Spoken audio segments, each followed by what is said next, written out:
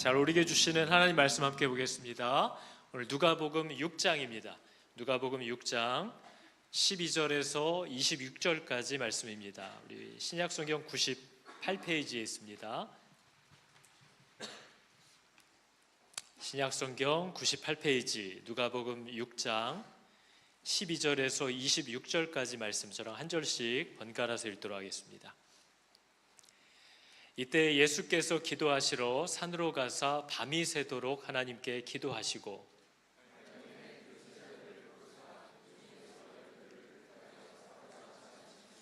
곧 베드로라고도 이름을 주신 시몬과 그의 동생 안드레와 야고보와 요한과 빌립과 바돌로메와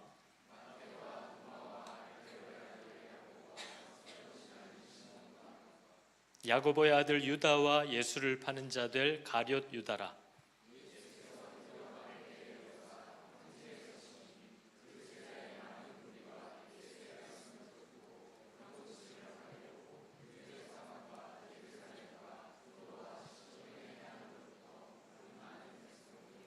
더러운 귀신에게 고난받는 자들도 고침을 받은지라.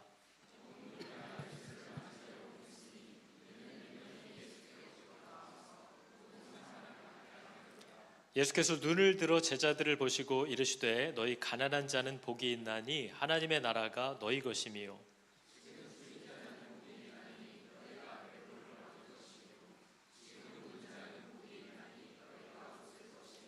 인자로 말미암아 사람들이 너희를 미워하며 멀리하고 욕하고 너희 이름을 악하다 하여 버릴 때에는 너희에게 복이 있도다.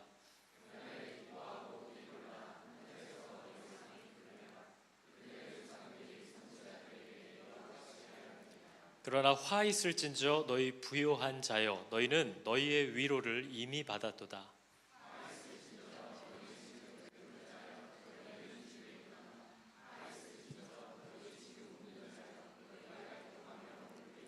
읽겠습니다. 모든 사람이 너희를 칭찬하면 화가 있도다. 그들의 조상들이 거짓 선지자들에게 이와 같이 하였느니라. 아멘. 자, 우리 누가복음을 살펴보고 있습니다. 오늘 말씀의 첫 구절을 읽어보면 제가 읽다가 두 가지 질문이 바로 떠오르는데요. 이때에 예수께서 기도하시러 산으로 가사 밤이 새도록 하나님께 기도하시고 이렇게 나옵니다. 이때가 어떤 때냐? 먼저 떠오르겠죠. 도대체 어떤 때인데 예수님이 기도를 하러 가셨을까? 우리가 어제 말씀을 읽어보니까 이때란 예수님이 귀신 들린 사람, 문둥병 걸린 사람, 중풍병 걸린 사람, 손 마른 사람, 각종 어려움을 겪고 있는 사람들을 안식일에 고치시기 시작했던 거죠. 안식일이 뭐 하는 날이냐? 예배가 뭐 하는 것이냐? 교회는 뭐 하는 곳이냐? 하나님은 뭘 원하시는 분이냐? 이걸 진짜 가르치셨던 거죠. 그랬더니 이런 은혜와 이런 귀한 깨달음을, 가르침을 받은 사람들이 분노하면서 이제 예수님을 저걸 어떻게 처리할까?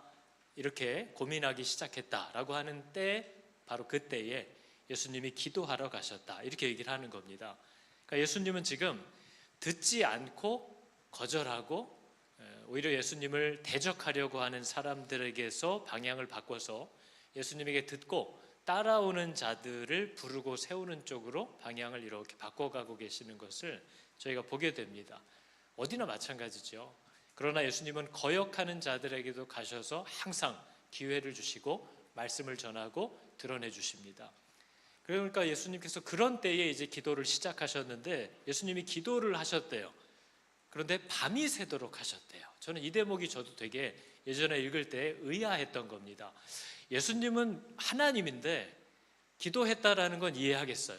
하나님 하고 기도했겠죠. 근데 밤이 새도록 기도했다 하니까 도대체 뭘 기도했나 싶은 거죠. 제가 여러분들 다 이렇게 불러서 수련회장에다가 집어넣어놓고 여러분 오늘은 밤새 기도하는 날입니다. 가서 진짜 나무 붙잡고 밤새 기도하고 오세요. 그러면 여러분 뭐 기도하실 것 같으세요? 뭐 가족들 위해서 기도하겠죠. 내 미래를 위해서 기도하겠죠. 아픈 분들은 건강을 위해서 기도하겠죠. 또 생각나는 분들 하나하나 중보하겠죠. 그리고 제 인맥이 그렇게 넓지 않아서 그런지 밤이 새도록 기도는 못할 것 같아요. 예수님은 무슨 기도를 하셨길래 밤이 새도록 할 수 있었을까? 그리고 중요한 기도는 그렇게 오랜 시간 기도해야 들어주시는 건가? 정성이 필요한가? 이런 생각이 들 수도 있는 거죠. 저는 예전에 제가 고등학교 때 처음 예수를 믿고 교회 가서 철야나 새벽 기도 이런 데 가면요, 그 기도 많이 하시는 권사님들이 계시잖아요. 좋은 의미에서입니다. 그 권사님들이 기도하는 걸 들어보면 내용이 그렇게 많지 않은 것 같았어요. 저는 이렇게 보면 아버지 하면서 한 30초, 나이도 많으신데 진짜 호흡량이 기세요. 주여. 근데 그게 나쁜 게 아니라 이분이 그렇게 아버지를 부르고 그 앞에서 울기도 하고 그 앞에서 노래하기도 하고 그냥 그 시간을 꼬박 채우시는 거예요. 제가 보기에는 저런 내용도 없는 기도를 왜 하고 있을까, 이런 생각이 그때는 막 들었던 거죠. 근데 이분은 그냥 아버지 하다가 울고 아버지 하다가 막 좋아하고 이러고 있는 거예요. 예수님은 도대체 뭘 그렇게 기도하셨을까? 이 두 가지가 제가 이 문장을 읽으면서 떠올랐었던 생각입니다. 근데 여러분, 예수님이 왜 기도를 하셨냐 이렇게 물어보면요, 예수님은 하나님이시니까 저희는 뭐 뭐든지 다 할 수 있고, 실제로 우리가 보니까 뭐든지 다 했던 것 같아요. 뭐 원하시는 대로 막 보지도 않았는데 알고, 막 죽은 사람을 살리기도 하고 병든 자를 고치기도 하고 막 이런 일들을 하시니까 저분은 참 편하게도 사셨다, 이런 생각이 막 드는 거죠. 근데 성경은 분명히 예수님이 저와 여러분과 똑같은 조건으로 오셨다는 걸 계속 얘기합니다. 왜냐하면 그래야만 그분이 우리의 죄를 대신할 수 있는 제물의 자격을 갖게 되기 때문이에요. 그래서 우리가 맨날 하는 찬양이잖아요. 하늘 영광 버리고 이 땅 위에 십자가를 지시고 죄 사했네. 그러니까 그분은 하늘의 영광과 능력과 위치를 가지고 이 땅에 오신 게 아니고요, 고개를 가눌 수도 없는 저와 여러분 같은 어린아이의 모습으로부터 와서 저희들과 똑같은 조건으로 사셨다는 걸 계속 강조합니다. 그런데 우리는 안 믿어지죠. 왜냐하면 하도 능력이 대단하셔서 이거 반칙 아니야? 이런 생각이 막 드는 거죠. 근데 성경은 분명히 뭐라고 얘기해요? 예수님의 능력이 어디서부터 온 거래요? 하나님이 나사렛 예수에게 성령과 능력을 기름 붓듯 하셨음에 저가 두루 다니며 하나님의 뜻대로 일을 행하시고 마귀에게 눌린 모든 자를 고치셨으니 그렇게 할 수 있었던 이유는 하나님이 함께 하셨음이기 때문이에요.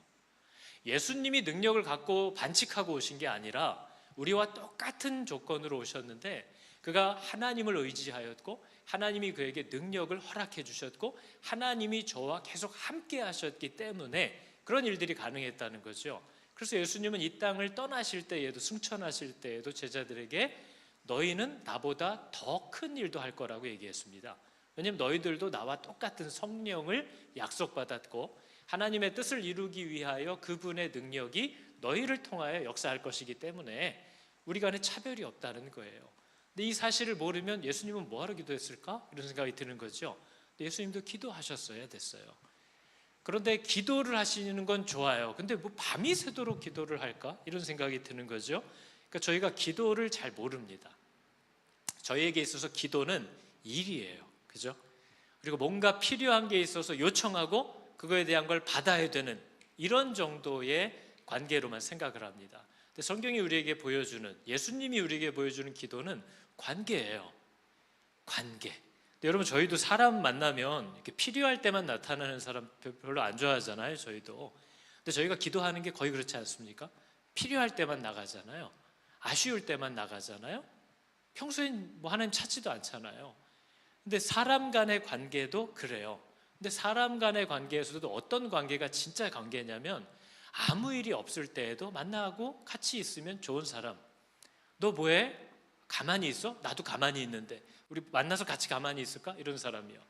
그냥 뭐 특별한 일이 없어요. 볼 일도 없어요. 근데 그냥 걔랑 있으면 좋아요. 그래서 저희도 친한 친구 집에 가면 누구야 물 있어? 이런 거 안 물어보잖아요. 내가 냉장고 열고 먹지.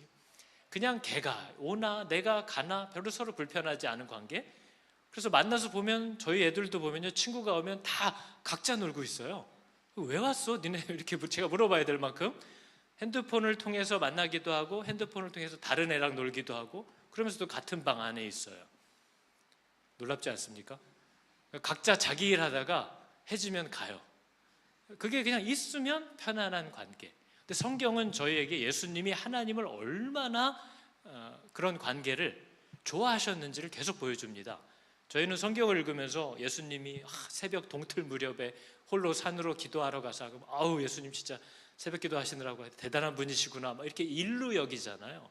근데 성경은 예수님이 하나님과 함께 있는 시간을 얼마나 누리셨던 분인지를 보여주는 겁니다.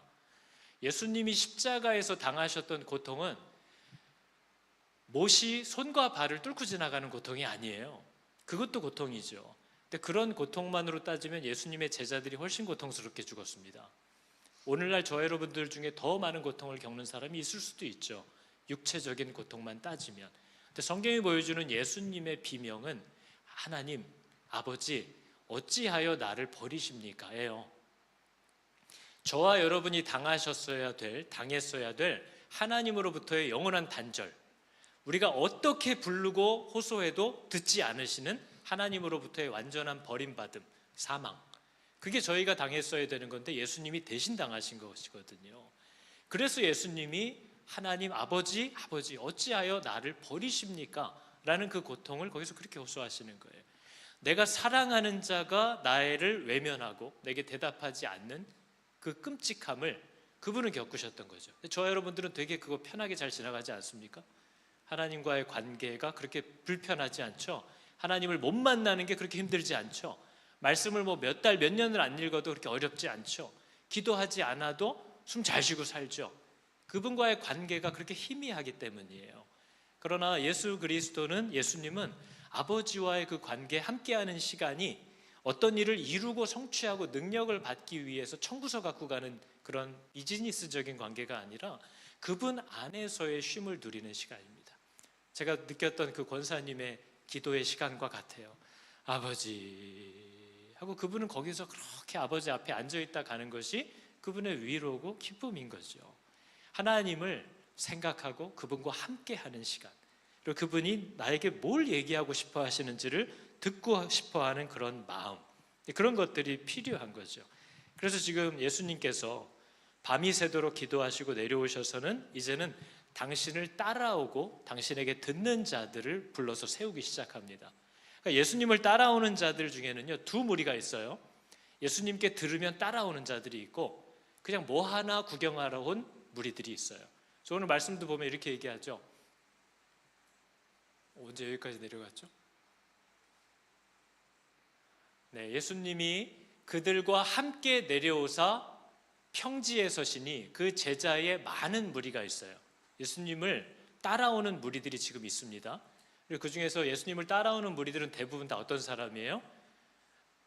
돈판을 내려놓고 예수님을 쫓아오고 배를 버려두고 예수님을 쫓아오고 가족들을 뒤로 하고 예수님을 따라오고. 일단 제자들의 특징은 예수님에 대해서, 하나님에 대해서 많이 알고 배운 사람들이 아니라 그분이 부르셨을 때 그분을 따라가는 사람들입니다. 그 제자들의 많은 무리가 있고요. 또 누가 있냐면 예수의 말씀도 듣고 병고침을 받으려고 유대 사방과 예루살렘 두로 시돈 해안에서부터 온 많은 백성도 있더라. 예수님을 따르는 자들이 있고요. 저거 뭐 하는가 싶어서 쫓아오고 있는 무리도 있어요. 근데 이 두 무리의 공통점이 있는데 온 무리가 예수를 만지려고 힘쓴대요. 근데 이는 능력이 그로부터 나와서 사람들을 낫게 하니까 이 두 무리가 다 예수님을 만지고 따르려고 막 애를 쓰고 있다는 거죠. 그러나 이들이 나아온 목적은 다릅니다. 이들이 하나님께 나온 목적이 달라요. 관심사가 달라요. 그래서 자신의 관심사와 맞지 않을 때 저들은 떠납니다. 그리고 원망하죠. 그리고 모욕하기 시작합니다. 그러나 제자들은 계속해서 따라와요. 그러니까 교회 안에도 이렇게 많은 사람들이 항상 들어와 있지만 우리들의 관심사는 사실 좀 다릅니다. 그리고 그 관심사가 꼭 거룩하지 않다고 해서 나쁘다는 건 아닙니다. 왜냐하면 하나님이 그 문제를 통해서, 아픔을 통해서, 어려움을 통해서 그분 앞으로 사람들을 계속 부르고 있다는 거죠. 근데 그렇게 불려 나온 사람들 가운데 저분을 내가 따라가야겠다라는 결론을 갖게 되는 은혜가 부어집니다. 그분을 아직 누군지도 알지 못해요. 하나님의 말씀을 모르는 이방인들도 많아요. 그런데 은혜라는 건 뭐냐면요, 구원의 선물이라는 건 뭐냐면 내가 저분을 따라가야겠다 하고 마음이 열리는 일이 일어납니다. 그러면 그 사람은 말씀을 듣기 시작해요. 그래서 사도행전이 너는 모든 민족으로 제자를 삼아 아버지와 아들과 성령의 이름으로 세례를 주래요. 제자를 삼는 거예요. 따라오는 사람들이 있어요. 그럼 그에게 세례를 베풀어서 제자를 삼고 그들에게 내가 너희에게 분부한 모든 것을 가르쳐주고 그렇게 지키게 하라는 거예요. 그러면 그들은 따라갈 거라는 거예요. 그러나 아직 내가 저분을 따라가야겠다라는 결론에 도착하지 않은 사람들은 여전히 내 자식이 먼저고 내 돈이 먼저고 내 배가 먼저인 거예요. 그럼 그것들을 다 끼고 앉아서 무슨 말 하는지 보자 하고 따라다닙니다. 그러다가 자기 생각과 다르면 떠나가는 거죠. 자기 생각과 다르면 들이받는 거예요. 그래서 예수님이 제자들 가운데 사람들을 부르기 시작합니다. 오늘도 예수님이 뭐라고 얘기를 하셨어요? 안 넘어가지는데요. 요 전절로 넘겨주시겠어요? 진짜 요게 안 먹어요. 그냥 넘겨주세요. 전절로. 네. 제자들을 부르사 그 중에서 12를 택하여 사도라고 부르셨대요. 그러니까 따라오는 모든 사람들 가운데 세운 게 아닙니다. 제자들을 불렀어요. 예수님을 따라오고 있는 사람들이 있어요. 그래서 우리가 교회 안에서도 일단 세워놓으면 뭐 어떻게 자라가지 않을까요? 맞는 말이에요. 하나님은 부르신 다음에 그 자리에 맞게끔 그 사람을 또 키워가세요. 그러나 부르실 때 절대로 아무나 부르진 않아요. 따라오는 자들을 불러요. 그게 예수님이 항상 보여주셨던 것이고 교회 안에서도 사람을 세울 때 직분에 합한 조건들이 뭔지를 분명히 명시합니다.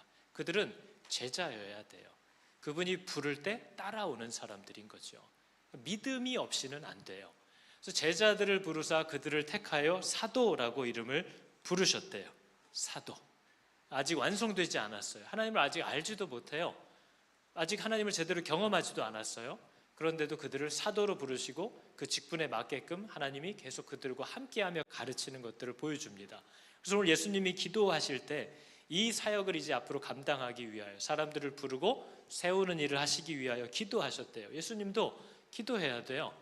근데 저와 여러분들은 만약에 누군가가 저한테 와서 기도하면 뭐가 달라져? 이렇게 물어보면 여러분은 뭐라고 대답할 수 있을 것 같은가요? 기도하면 진짜 뭐가 달라져? 이렇게 누군가가 물어봐요. 그럼 여러분은 대답할 수 있습니까? 많은 상처들이 있으시죠? 기도해 봤는데 안 됐다고 생각되는 것들. 근데 저희가 사도행전 1장 8절의 내용을 보면요, 진짜 이게 안 되는데요? 네, 사도행전 1장 8절을 보면 여러분은 저기에 동의하시는지 보셔야 됩니다. 오직 성령이 너희에게 임하시면 너희가 권능을 받고 예루살렘과 유대와 사마리아와 땅끝까지 이르러 내 증인이 된대요. 성령이 임하신다라는 건 예수 그리스도를 주인으로 모셨다는 겁니다. 그러면 성령이 약속대로 우리 안에 들어오세요. 그것은 느낌으로 아는 게 아닙니다. 우리는 약속으로 아는 거예요. 예수를 믿은 사람들에게 성령이 임하세요. 그럼 성령이 임하면 그 사람은 내 증인이 된다고 얘기했습니다. 저는 이것이 뭔지를 알아요. 저거에 동의가 됩니다. 제가 예수를 믿고 나니까 제가 그분을 말하게 되어 있어요. 그분의 증인이 되게 되어 있고 그분을 따라 살게 되어 있어요. 제 직업은 우리가 다 다를 수 있어요. 어디서 사는지도 다를 수 있어요. 가진 재능과 하는 일도 다를 수 있어요. 그러나 성령이 임하면 그분을 증거하는 자가 됩니다. 어디에 있던 누구를 만나던 어떻게 살아가던 나는 이분을 말하려고 해요. 이것은 누구도 부인할 수 없습니다. 그렇기 때문에 성령이 내게 정말 임하셨느냐, 나는 그리스도를 만난 사람이냐 하는 것들을 우리는 말씀으로 조명해야 하는 거죠. 교회 안에서 우리가 저런 말씀들을 내가 그렇지 않다고 해서 저기에다 물을 엄청 타기 시작합니다. 요즘은 이 정도만 해도 진짜 예수 잘 믿는 거야 이런 식으로 말씀을 바꾸기 시작하면 처음 교회에 온 사람들이 바른 복음을 받아들이지 못하게 되고 저와 여러분의 자녀들이 구원이 뭔지를 모르게 돼요. 하나님을 믿는다는 게 뭔지를 알지 못하게 됩니다. 그리고 엉뚱한 길로 가기 시작하는 거죠.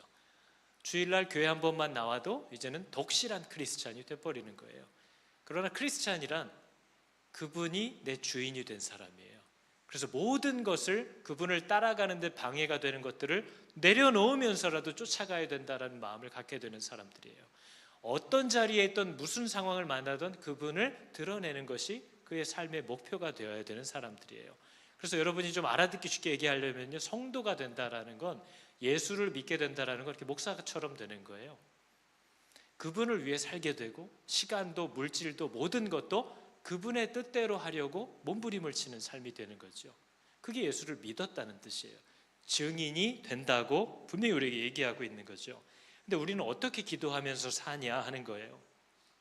성경이 말하는 기도와 우리들이 하는 기도는 굉장히 많은 차이가 있습니다. 세상이 말하는 기도는 이런 거예요. 사전적 의미가 내가 되게 바라는 게 있는데 내 힘으로 안 되는 거죠. 내가 할 수가 없는 거예요. 그래서 내 힘으로 어찌할 수 없는 일을 그걸 해줄 수 있는 제3자에게 부탁하는 거예요. 그게 기도예요. 세상이 말하는 기도는 바로 그런 거예요. 내가 이걸 너무 하고 싶은데 내 힘으로 못하니까 할 수 있는 당신이 좀 해주십시오. 그러면 제가 어떻게 하겠다는 거예요? 섭섭지 않게 하겠다는 거죠. 정성을 보이겠다는 거예요. 차차 갚아가겠다는 거예요.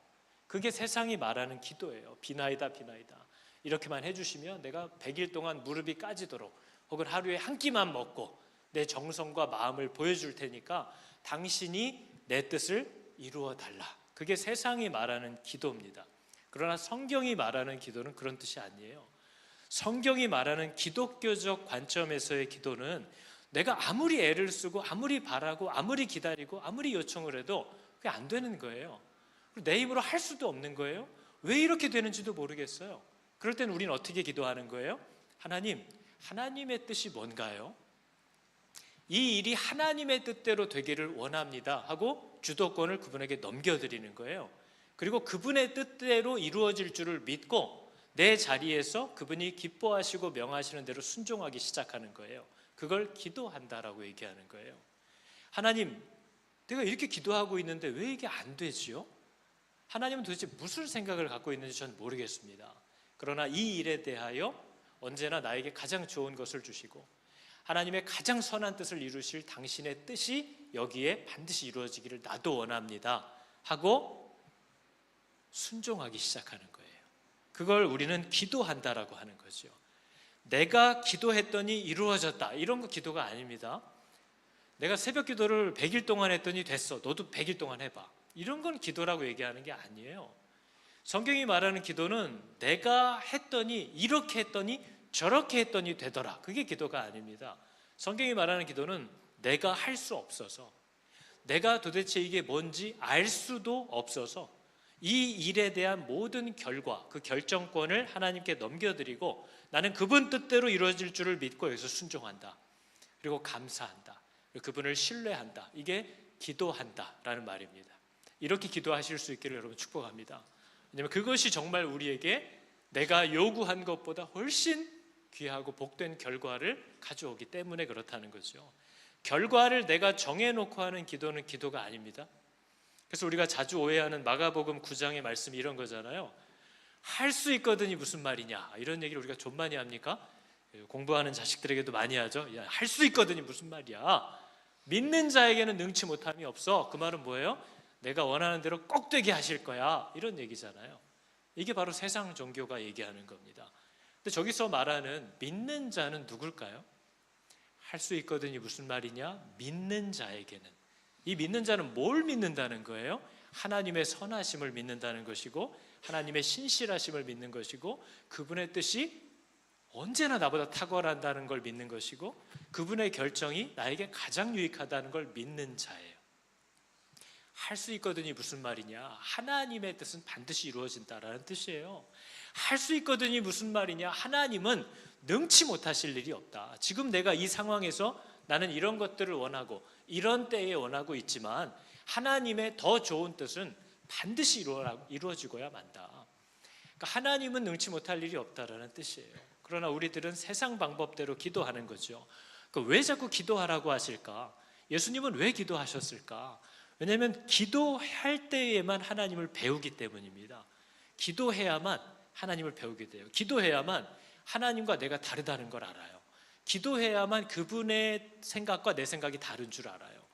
기도해야만 그분이 나보다 더 탁월하다는 걸 알아요. 그분의 길과 내 길이 다르다는 걸 알아요. 하나님은 아브라함이라는 사람한테 내가 바다 모래와 같은 하늘의 별과 같은 자녀 후손들을 너에게 줄 거라고 약속해 주시고 아브라함의 아내도 불임이고요, 그 아들 이삭의 아내도 불임이고요, 그 손주 야곱의 아내들도 다 불임이에요. 이게 뭐 하자는 걸까요? 기도해야 되는 건 하나님을 알게 하시는 거예요.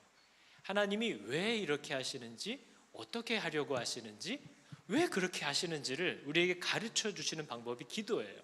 제가 학교 다닐 때도 시험 기간이 다가오면요, 준비가 된 것 같아요. 제가 공부 안 하는 애들의 특징이에요. 다 된 것 같아요. 이제 시험만 보면 될 것 같아요. 근데 그러다 이제 막판에 한번 정리 좀 해볼까 하고 괜히 문제집을 떠들어 보면 이거 뭐야? 모르는 게 너무 많은 거예요. 갑자기 하나님을 배우려고 하지 않으면요, 하나님을 아는 것 같아요. 하나님을 알아갈수록 내가 하나님을 모른다는 걸 알아요. 성경을 거의 떠들어도 안 보는 분들은요, 여기저기서 주워 들은 걸로 자기가 하나님을 진짜 아는 줄로 알고 말하고 다녀요. 근데 말씀을 정말 펼쳐보기 시작하는 사람들은요, 내가 하나님에 대해서 입도 못 열겠다라는 걸 그제서야 알아요. 말씀을 펴볼수록 내가 이해할 수도 없고 받아들일 수도 없고 설명할 수도 없는 말씀 투성이라는 것, 내가 이 말씀을 이해하지 못하고 있다는 걸 계속 깨달아요. 이것을 누군가가 나에게 알려주지 않으면 내가 이것을 알 방법이 없다는 걸 말씀을 가까이 하는 사람들이 더 알아요. 그래서 하나님은 기도하게 하시는 것은 그분과의 관계이고 그분을 배워가는 시간이에요. 기도할수록 그분을 계속 알아가게 돼요. 그래서 하나님은 우리와의 관계를 원하시는 분 아닙니까? 그래서 하나님께서 이제 야곱의 두 아내들이죠, 레아와 라헬이 있습니다. 레아는 원하지도 않았고 남편 야곱이 그를 원하지도 않았던 여자예요. 근데 야곱이 워낙에 일을 잘하니까 7년을 일하면 둘째 라헬을 주기로 했는데 거짓말하고 이 외삼촌 라반이 사기꾼이 속여서 야곱의 노동력을 더 많이 써먹으려고 언니 레아를 먼저 주고 7년을 더 일하면 둘째를 주겠다고 속여버린 거죠. 그래서 14년을 일해야 되게 생긴 거예요. 그래서 그렇게 시켜놓고 이 레아와 라헬을 야곱에게 주었는데, 레아는 얼마나 비참한 인생입니까? 아버지가 자기를 노동력을 얻겠다고 팔아버렸고 이 남편은 자기를 사랑하는 남편도 아닌 거예요. 근데 이러한 레아의 비참함을 주목한 사람은 하나님밖에 없습니다. 하나님이 뭐라고 하세요? 여호와께서 레아에게 총이 없음을 보시고, 총이 없다는 말은 사랑받지 못함을 보셨다라는 뜻이에요. 하나님이 레아가 그 부모에게도 그렇고 그 남편에게도 그렇고 사랑받지 못함을 보시고 그의 태를 열어주셨다. 그러니까 저 여인의 비참함을 알아주고 주목하는 분은 누구밖에 없어요? 하나님밖에 없어요. 근데 더 비참한 건 저 여인은 하나님만 자기를 알아주고 계시다는 사실을 모릅니다. 그리고 남편의 사랑을 평생에 갈구하면서 비참하게 사는 거죠. 왜냐하면 이 레아와 그 동생 라헬이 평생의 자녀들을 낳으면서 이름을 붙였던 걸 보면 보여요. 이 자매가 얼마나 남편 사랑을 받으려고 치열하게 싸웠냐. 이 레아 언니가 아이를 낳고 나서 이름을 뭐라고 지어요? 내 남편이 나를 사랑하리로다, 루벤. 둘째를 낳고 뭐래요? 내가 남편의 사랑받지 못함을 들어주셨다, 시몬. 셋째는 뭐예요? 내 남편이 이제는 나와 연합하리로다, 레위. 내 하인을 남편에게 주어서 낳았으므로 하나님이 그 값을 쳐주셨다, 이사갈. 내가 남편에게 6아이를 낳았으니 이제는 그가 나와 함께 거하리라, 스불론. 그러니까 이 여인의 평생의 목마름은 뭐예요? 남편 사랑을 받으려는 거예요. 남편은 몰라줘요, 이 아내를. 하나님이 이 여인을 알아주고 있어요. 근데 그걸 발견하지 못하는 거죠. 그러면 남편에게 사랑받은 라헬은 뭐가 좀 달랐나? 이 라헬은 또 아이가 안 생겨요. 아이가 안 생기니까 누나랑 그렇게 마음 아리를 하다가 비로소 하나님이 라헬의 아픔도 보시고 태를 열어주셨더니 이 여자도 하나님께로 눈이 안 갑니다. 라헬도 아이를 낳더니 뭐라고 얘기를 해요? 내 억울함을 풀어주시려고 아들을 주셨다, 단. 내가 언니와 경쟁하여 이겼다, 납달리. 내 부끄러움을 씻어주셨다, 요셉. 이런 식이에요.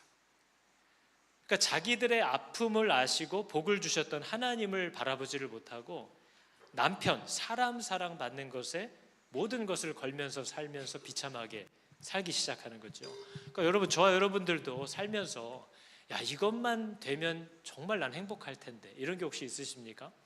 만약에 하나님이 네가 뭘 요구하든 내가 들어준다 라고 하고 이걸 물어보면 여러분은 진짜 하나 생각해 보세요. 난 이것만 되면 진짜 행복하게 살 수 있겠다. 말하지 마시고, 거룩한 게 별로 없을 것 같으니까. 한번 생각해 보세요. 나는 정말 이것만 해결되면, 이것만 해주시면 나는 진짜 하나님 앞에서 감사하고 살 수 있겠다. 그거 하나씩 생각해 보시겠어요? 생각하셨어요? 아시겠어요? 내가 뭐가 있어야 행복할지? 저는 정말 모르겠더라고요. 이게 있으면 시집만 가면 행복하겠다. 제가 그런 많은 자매들을 봤는데 안 행복한 걸 계속 보고 있습니다. 아이가 안 생겨서 그렇게 고민하던 부부가 아이 하나만 있으면 좋겠다고 해서 같이 막 기도하고, 아이가 지금 막 둘 셋이거든요. 안 행복하던데요. 막 그 돈이 없어가지고 맨날 유학생 시절부터 막 혼자 걸어다니고 막 이랬던 비참한 사람들이 지금은 막 집도 있고 차도 있고 그런데 안 행복하던데요. 예수님이 수가성에서 어떤 여자를 만나요. 이 여자는 가정을 잘 꾸리면 행복하겠다는 바람이 있었나 봐요. 전 남편이 5명입니다. 그리고 지금은 결혼도 안 하고 어떤 남자랑 또 살고 있어요. 그러니까 이 여자는 목마름이 있는 거죠. 그런데 예수님이 이 여자에게 했던 말이 오늘날 우리들에게 하는 말과 똑같습니다. 뭐라고 해요? 이 물을 먹는 자마다 다시 목마르대요. 근데 내가 주는 물이 있대요. 내가 주는 물을 먹는 자는 영원히 목마르지 않을 거래요. 그래서 예수님이 네가 원하는 게 있고 내가 주려는 게 있다. 이걸 얘기하는 거죠. 근데 네가 원하는 것은 해결이 안 될 거고 내가 주려는 것을 받아야 해결될 수 있다. 이걸 얘기하는 거예요. 여러분은 하나님이 여러분에게 뭘 자꾸 주시려는 것 같은가요?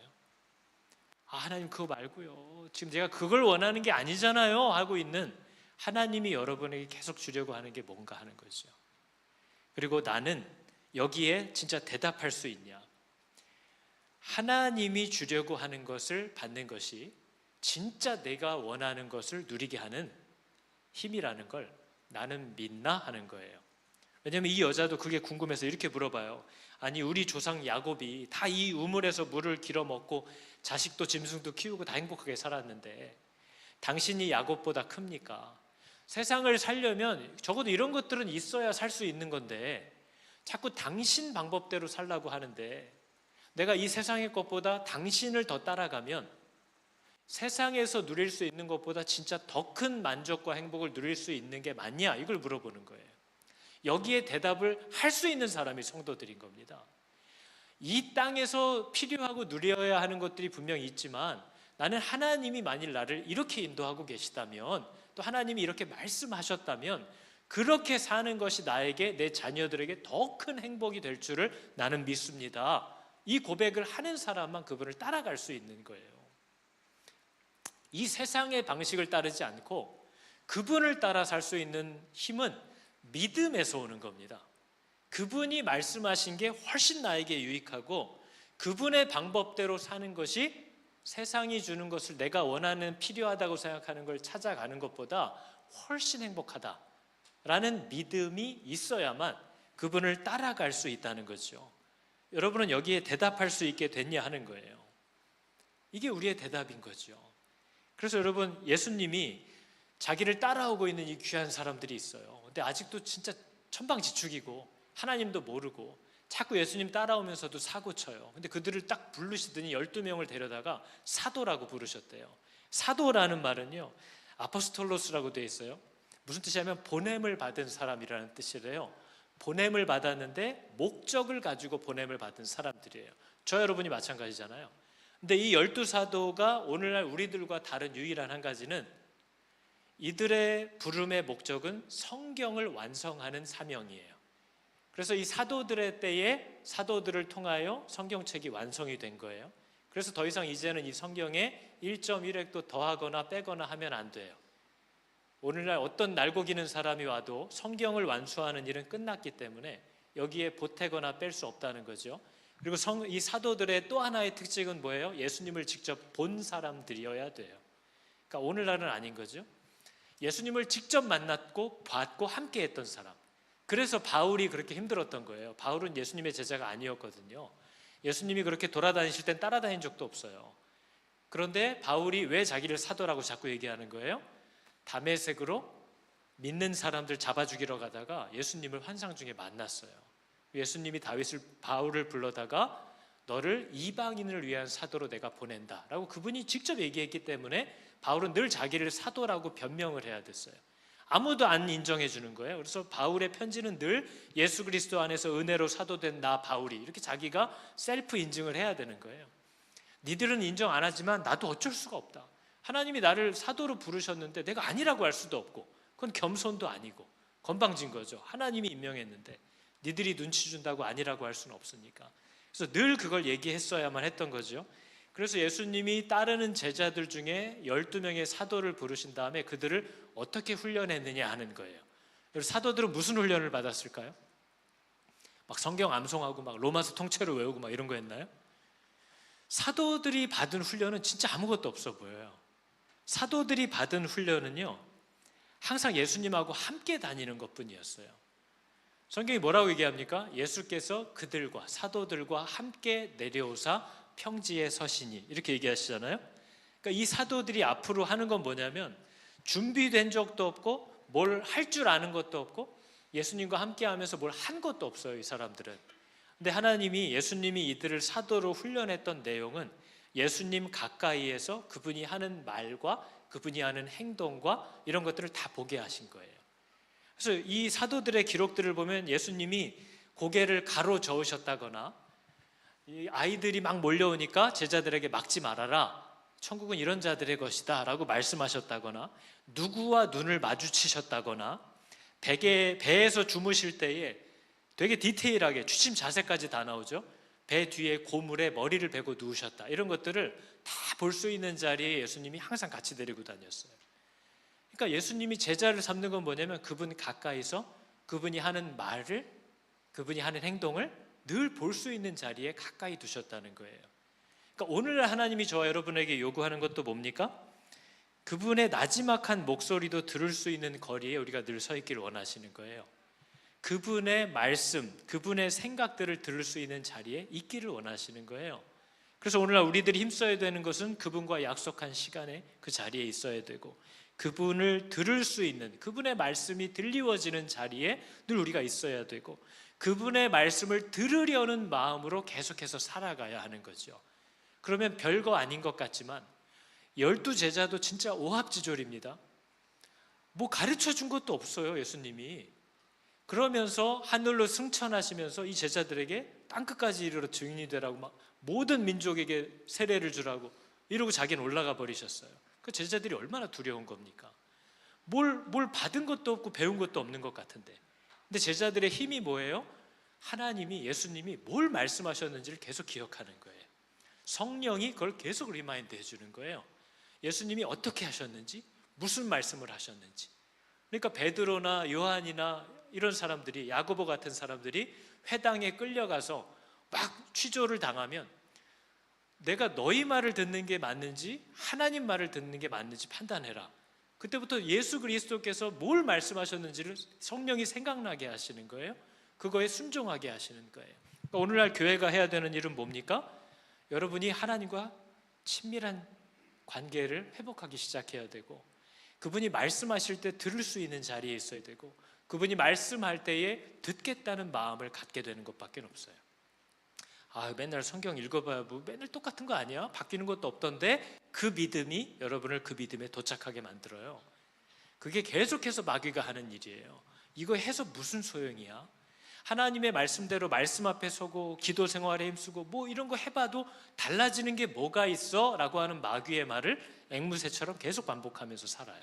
나한테도 말하고 남한테도 말해요. 근데 하나님은 뭘 얘기하는 거래요? 믿기만 하래요. 내가 그렇게 하겠다고 했으면 그렇게 될 줄을 믿기만 하래요. 그리고 네 입은 닫으래요. 네 느낌과 생각을 말하지 말래요. 하나님의 약속이 그렇게 될 줄을 믿으래요. 그러면 그 믿음이, 하나님은 약속대로 하시는 분이기 때문에 반드시 이루어지는 걸 보게 될 거라고 얘기하고 있는 거죠. 그런 성도들 되시기를 축복합니다. 우리는 하나님의 말씀이 들리워지는 자리에 그분과 얼마나 동행하느냐에 따라서 우리가 하나님과 함께 순종하며 살아갈 수 있는 능력을 갖게 되는 것을 알아야 되는 거죠. 우리가 오늘 함께 할 찬양이, 저는 하나님과의 관계가 일이 아니었으면 좋겠습니다. 저와 여러분이 주 사랑이 나를 숨쉬게 해줘야 되는 거죠. 여러분, 사랑하는 사람과의 관계가 이렇게 비즈니스 관계면 얼마나 끔찍할까요? 아 그래 이번 주에도 뽀뽀 2번 해줬다. 이런 관계는 얼마나 비참한 관계일까요? 아유 그래도 결혼하고 내가 이번 주는 밥은 한 3번 차려줬다. 일로 카운팅이 되는 거. 내가 설거지 3번 했잖아, 이제 네가 해.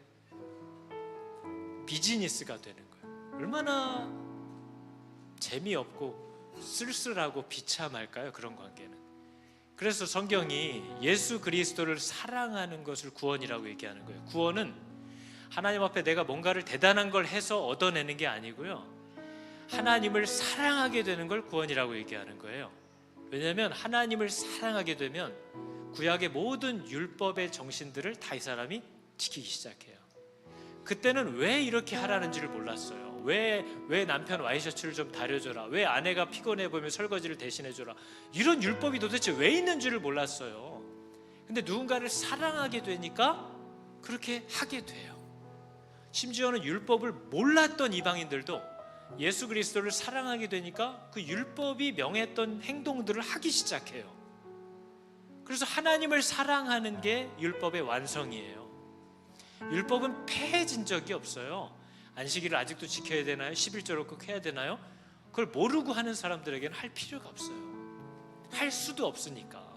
그러나 예수를 사랑하게 되면 왜 그런 명령들이 있었는지를 이해하기 시작하고 그 이상을 하고 싶어하는 사람들이 되는 거죠. 그걸 예배라고 하는 거예요. 그게 하나님과의 관계라고 하는 거, 그걸 신앙이라고 하는 거죠. 그걸 기도는 나의 호흡, 이렇게 얘기하는 거예요. 그분하고 있으면 좋아. 그분 앞에서 한참 멍 때리다 왔어. 그분 앞에서 한참 울다 왔어. 그분 앞에서 소리를 파락파락 지르다 왔어. 왜요? 그 생각이 나는 분이에요. 힘들면, 외로우면, 어려우면 생각나는 사람이 있어요. 우리도 하나님이 나한테 그런 분이에요. 예수님에게 그분이 그런 분이에요. 주 사랑이 나를 숨쉬게 해. 세상 어떤 어려움 속에도 주 은혜로 나를 돌보시며 세상 끝날까지 지켜주시네. 이런 좋은 친구가 어디 있습니까? 그래서 그분 앞에서 지지고 볶고 뒹굴고 다 하는 거예요. 우리는 막 예수님이 밤이 새도록 기도 오래 하셨대. 이게 우리의 한계예요. 밤새 병자들을 고치시고 새벽 미명에 기도하러 가셨다고. 또 새벽 기도까지 하러 가셨어. 그 행위가 대단하다, 그 정성이 대단하다, 이렇게 생각하는 거죠. 근데 예수님은 쉬러 가시는 거예요. 예수님은 이제 좀 숨 쉬러 가는 거예요. 하나님 앞에서 주님만이 내 아픔 아시며 주님만이 나를 어루만지시네. 어느 누구도 날 향한 주님의 사랑을 끊을 수 없다. 이 고백이 저와 여러분의 신앙생활의 내용이 되기를 축복합니다. 혹시 같이 한번 찬양해 볼까요? 주 사랑이 나를 숨쉬게 하는, 주 사랑이 나를 숨쉬게 해. 세상 그 어떤 어려움 속에도 주 은혜로 나를 돌보시며 세상 끝날까지 지켜 2절 할까요? 나를 이끄시네.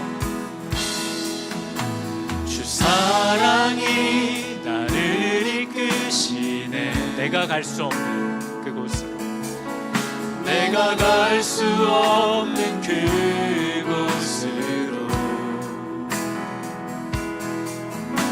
주의 사랑 나를 붙드시며 세상 끝날까지, 세상 끝날까지 인도하시. 주님만이 내 아픔 아시며 주님만이 내 아픔 아시며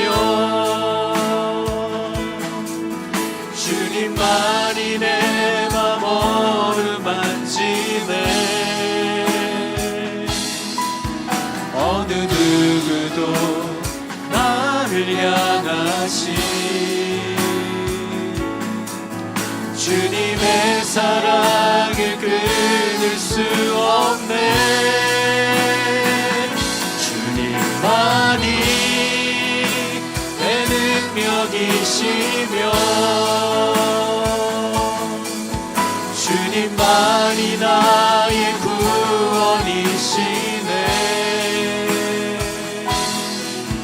어느 누구도 나를 향하시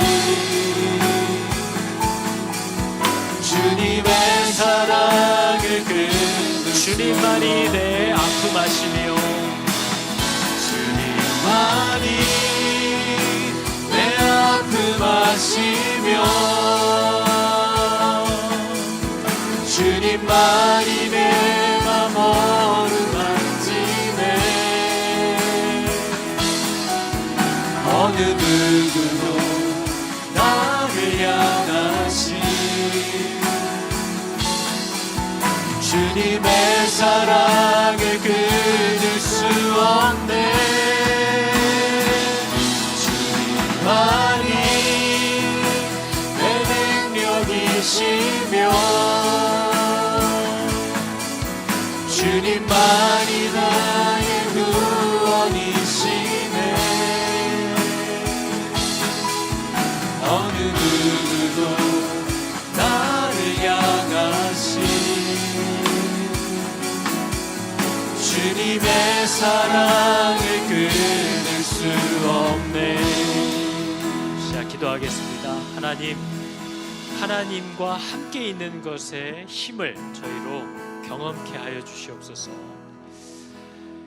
우리의 인생이 예수 그리스도께서도 사람의 몸으로 오셔서 하나님이 함께 해주시기를 늘 구하셨고 하나님이 함께하고 계시는지를 늘 확인하셨던 것처럼 아버지, 우리들도 내가 하나님과 함께 있을 때에 그 하나님의 능력과 약속이 성취되는 자리에 함께할 때에 아버지, 그 힘과 능력이 바로 거기에서부터 오는 줄을 깨닫게 하여 주사 우리가 세상이 말하는 기도, 내가 바라는 것을 이루어줄 그런 힘이 필요한 자들도 아니고 오직 가장 좋은 것을 이루고 마시는 그 하나님의 약속을 함께 기대하고 열망하며 기다릴 줄 아는 하나님의 자녀들이 다 되게 하여 주시옵소서.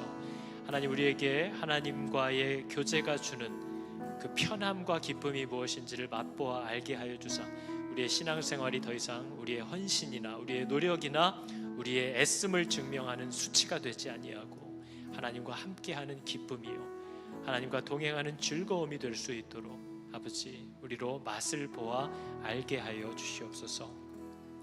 여호와는 내게 복을 주시고 너를 지키시기를 원하며 여호와는 그의 얼굴을 비추사 은혜 베푸시기를 원하며 여호와는 그 얼굴을 너희에게로 향하여 드사 평강 주시기를 원하며